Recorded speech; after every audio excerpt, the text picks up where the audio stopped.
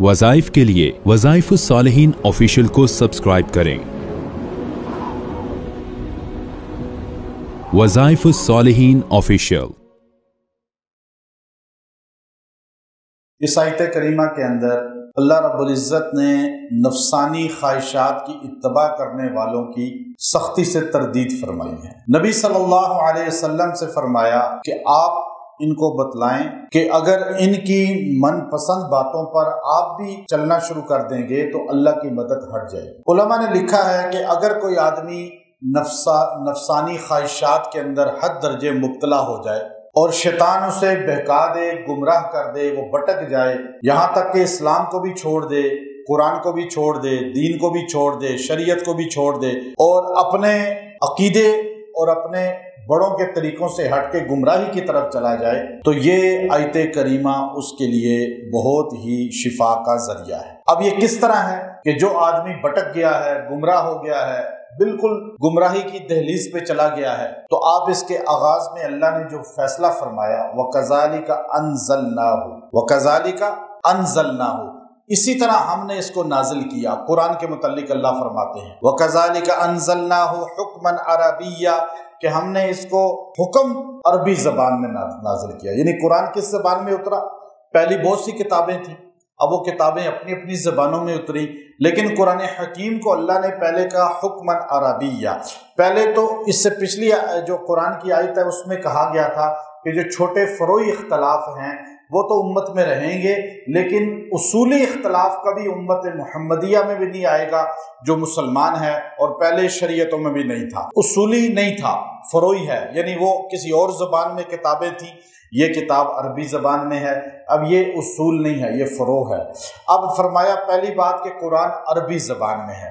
वला इन इत्तबअता, मेरे पैगम्बर अगर आप इनकी इत्तबा करेंगे, अहवाअहुम, जो इनकी ख्वाहिशात हैं, जो ये अपनी मर्जी की बातें आपको बता रहे हैं कि जी ऐसा कर लें, ऐसा कर लें। अब पीर का काम नहीं है कि वो मरीदों को देखकर चले, मुर्शिद का काम नहीं है कि अपने मरीदों को देख के चले, उस्ताद का काम नहीं है कि अपने शागिर्दों को देख के चले, और लीडर का काम नहीं है कि अपने कारकुनान को देख कर चले कि कारकुनान जिस सोच के हैं वो वैसे ही अकीदा बना ले। पीर जो है वो बिदआत में पड़ जाए कि मेरे मरीद सारे नाराज हो जाएंगे। खतीब का काम नहीं है कि वो अवाम को देख कर चले, बल्कि वो हक बात को बयान करे। पीर है, खतीब है, लीडर है, रहनुमा है। इसलिए अल्लाह ने इस आयत के अंदर साफ फरमाया मेरे पैगंबर आप कायनात के लीडर हैं। वला इन इत्तबअता अहवाअहुम, आप अगर इनकी बातों पे चलेंगे ना कि जमहूरियत को मान लें जी, जमहूरी बात, जमहूरियत कहती है कि ज़्यादा पब्लिक जो बात करे, तो उस वक़्त कायनात में हुज़ूर अलैहिस्सलातु वस्सलाम के सामने पूरी दुनिया थी और पूरी दुनिया अल्लाह को नहीं मानती थी, सिर्फ मोहम्मद सल्लल्लाहु अलैहि वसल्लम अल्लाह को मानते थे, तो जमहूरियत तो ना मानने वाली हुई ना। तो अल्लाह ने कहा आप अगर इन सब की बात को चलेंगे, गोया कि आप जमहूरी फैसले करेंगे, तो वला इन इत्तबअता अहवाअहुम, ये जमहूरी फैसले ख्वाहिशात के होते हैं, बंदे खरीद लिए जाते हैं, अपनी मर्जी के फैसले कराए जाते हैं, तो ये इसको यहाँ कहा गया वला इन इत्तबअता अहवाअहुम, आप अगर ख्वाहिशात के मुताबिक जिंदगी गुजारेंगे, जो इनकी ख्वाहिश है, पीरों को, मुर्शद को, उस्ताद को, खतीब को, मुक्तदा रहनुमाओं को, लीडर को,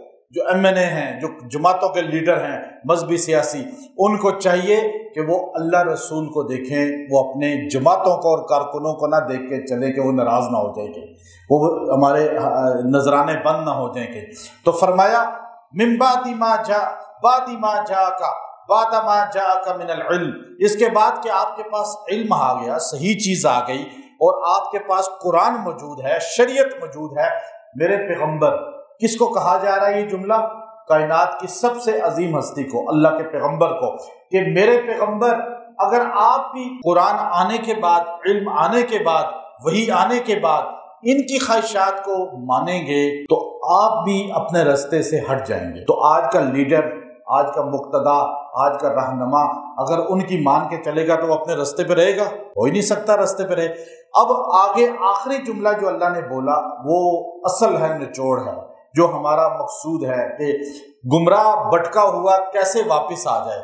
جو در کو چھوڑ چکا ہے اللہ رسول کے وہ کیسے واپس آ جائے، جو اپنی خواہشات نفسانی خواہشات کے پیچھے پڑ گیا ہے، گمراہ ہو گیا ہے، وہ کیسے واپس آئے۔ آخری جملہ اللہ نے فرمایا ما لک من اللہ من ولی ولا واق، اگر آپ نے ان کی باتیں مان کے چلے نا ما لک من اللہ، تو پھر اللہ آپ کا کبھی بھی نہیں ہوگا مددگار، من اللہ من ولی مددگار بھی نہیں ہوگا، ولا واق، اور اللہ رب العزت جو ہے آپ کو جو ہے اس بات پہ کوئی نجات کا ذریعہ بھی نہیں بنے گا، یعنی اللہ کی مدد بھی ہٹ جائے گی اور ساتھ گرفت بھی آ جائے گی، پکڑ بھی آ جائے گی۔ یعنی جو انسان رہنما ہوتا ہے، لیڈر ہوتا ہے، اور وہ گمراہی میں پڑ گیا، جو مقتدا ہے، جو بڑے ہیں وہ ٹھیک نہیں ہوں گے تو چھوٹے کبھی ٹھیک نہیں ہوتے۔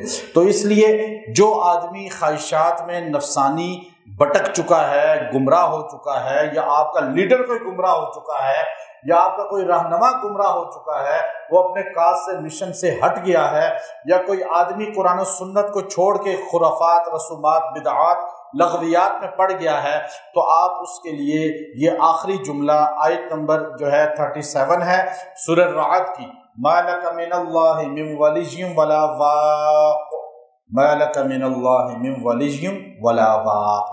اس کو 41 پر پڑھ کے دعا کریں، اللہ تبارک و تعالی اس کو 11 دن یہ عمل کر لیں، انشاءاللہ اللہ اس کو راہ راست پہ بھی لائے گا، گمراہی سے ہی بچائے گا۔ اور آپ کسی غائب کے لیے جو بڑا قائد ہے، لیڈر ہے، کوئی رہنما ہے، کوئی بڑی شخصیت ہے، اور یا کوئی آپ کا خاندان رشتہ دار بڑا ہے، خونی رشتوں میں بڑا ہے، اس کے لیے بھی آپ پڑھتے ہیں تو غیبانہ پڑھ کے دعا کریں۔